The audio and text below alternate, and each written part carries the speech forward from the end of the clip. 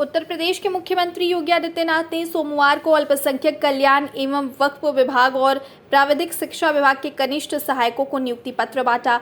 नियुक्ति पत्र वितरण कार्यक्रम में अल्पसंख्यक कल्याण एवं वक्फ विभाग में चयनित 100 कनिष्ठ सहायकों और प्राविधिक शिक्षा विभाग में चयनित 140 कनिष्ठ सहायक और कंप्यूटर ऑपरेटरों को नियुक्ति पत्र दिया गया। इस दौरान अल्पसंख्यक कल्याण मंत्री धर्मपाल सिंह, राज्य मंत्री दानिश आजाद, मुख्य सचिव दुर्गा शंकर मिश्रा समेत कई अन्य लोग मौजूद रहे। वहीं इस अवसर पर सीएम योगी ने कहा कि उत्तर प्रदेश में अब पारदर्शी और निष्पक्ष तरीके से सरकारी नौकरियों में भर्ती होती है। पहले नेताओं और अफसरों के रिश्तेदारों को नौकरी मिलती थी, अब किसी से भी जाति और मजहब के आधार पर भेदभाव नहीं होता है। भर्ती योग्यता के आधार पर निष्पक्ष और पारदर्शी होती है। उन्होंने आगे कहा कि बीते 6 वर्षों में प्रदेश की छवि बदली है। प्रदेश में कानून का राज है। यूपी में पूरे देश को सुरक्षा का मॉडल दिया है। अब यूपी में कोई भी फाइल एक टेबल पर 3 दिन से ज्यादा नहीं रुकेगी। ई फाइल व्यवस्था लागू की जा रही है। इस मामले में संबंधित अधिकारियों और कर्मचारियों की जवाबदेही तय होगी।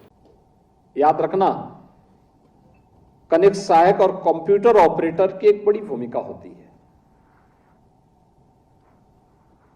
आज उत्तर प्रदेश देश के अंदर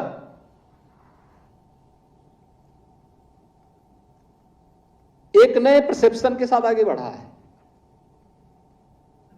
उत्तर प्रदेश के बारे में लोगों की धारणाएं बदली हैं। पहले लोग बोलते थे उत्तर प्रदेश में कुछ नहीं हो सकता, उत्तर प्रदेश में विकास नहीं हो सकता, यहाँ तो दंगे होते हैं, यहाँ व्यवस्था होती है, यहाँ भ्रष्टाचार है, यहाँ पर कार्य नहीं होता है, एक एक फाइल पड़ी रहती है। आज उत्तर प्रदेश ने सुरक्षा का एक मॉडल दिया है। आज उत्तर प्रदेश ने ईज ऑफ डूइंग बिजनेस का एक मॉडल दिया है, ईज ऑफ लिविंग का एक मॉडल दिया है।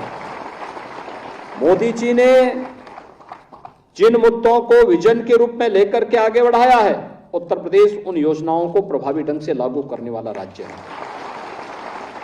और याद रखना, ईज ऑफ डूइंग बिजनेस हो या ईज ऑफ लिविंग के लक्ष्य को प्राप्त करने का एक कार्य, इसमें आपकी बड़ी भूमिका होगी। आप उसके नींव के पत्थर बन सकते हैं और उसका काम, अब तो ज्यादातर ऑफिस ई ऑफिस में बदल रहे हैं। आज एक व्यवस्था भी आ गई है कि कोई फाइल 3 दिन से अधिक एक टेबल पे नहीं रहनी चाहिए। जो भी निर्णय लेना है फटाफट निर्णय लो। क्वेरी जो भी है एक बार में करो, बार बार नहीं। उसके साथ जवाबदेही भी तय हो रही है। लेकिन हम पहले दिन से तय कर रहे हैं कि भाई मेरे पास फालतू कोई फाइल नहीं रहेगी। कोई भी बात हो अपने सीनियर से बातचीत करें, अपने बॉस से बातचीत करें, उनसे पूछ लें ये मामला इस रूप में आया, क्या इसमें वो करना, फटाफट निस्तारण करके आप आगे बढ़ा दीजिए। पेंडिंग मत रखिए। पेंडेंसी भ्रष्टाचार की एक कड़ी को जोड़ता है।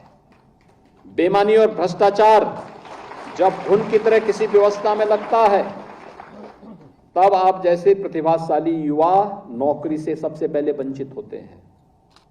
आज जब उस भ्रष्टाचार पर अंकुश लगाया गया, कठोरतापूर्वक भ्रष्ट तत्वों पर कार्रवाई की गई, चयन की प्रक्रिया को पूरी ईमानदारी और पारदर्शी तरीके से आगे बढ़ाया गया, तब आप जैसे प्रतिभाशाली युवकों को नौकरी में स्थान मिल पाया है।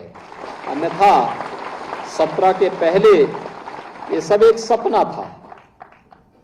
कनिष्ठ सहायक की नियुक्ति होती थी, पता लगता था कि कोई प्रमुख सचिव, कोई मंत्री, उसके रिश्तेदार, नातेदार, सरकार में बैठे हुए लोग, ये सभी लोग लग जाते थे वसूली करने में।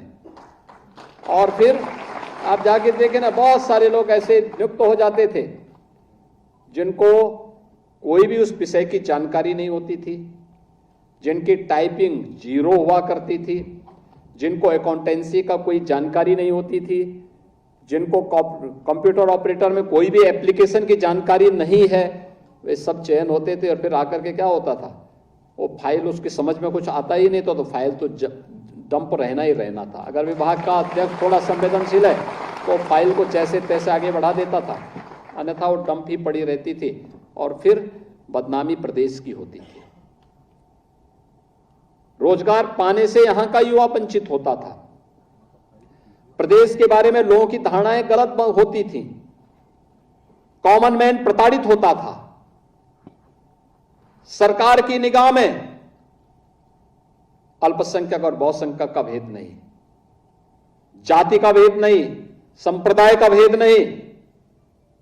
सरकार की निगाह तो एक है और वह है सबका साथ, सबके विकास का।